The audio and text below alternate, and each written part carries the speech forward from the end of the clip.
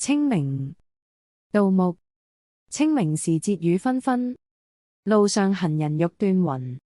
借問酒家何處有？牧童遙指杏花村。HY Story。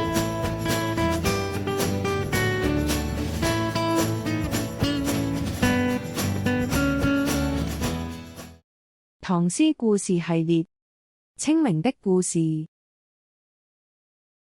喺一個細雨紛飛嘅春天，小紅茶茶背住佢嘅小書包，喺鄉間小路上行緊。天空灰灰，雨點好似小珠子落下。茶茶嘅心情有啲唔開心，因為清明節令佢諗起過世嘅親人。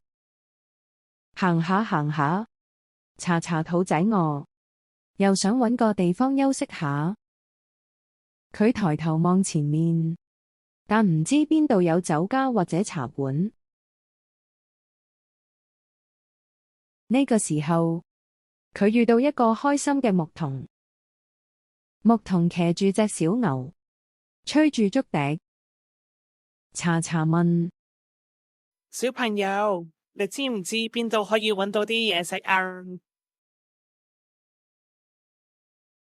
牧童笑住指向遠方。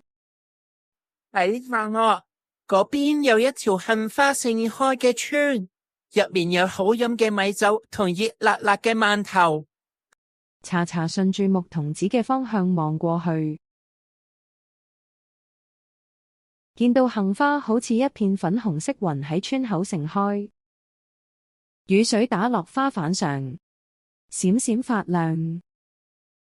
茶茶心情即刻好咗，快步走向杏花村，準備搵啲溫暖嘅食物同新朋友。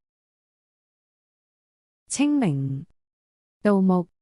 清明時節雨紛紛，路上行人欲斷魂。借問酒家何處有？牧童遙指杏花村。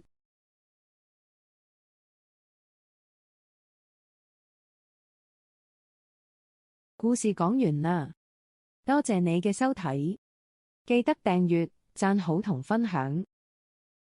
聽聽音樂，放鬆心情，準備瞓覺。我哋下次再見啦，晚安。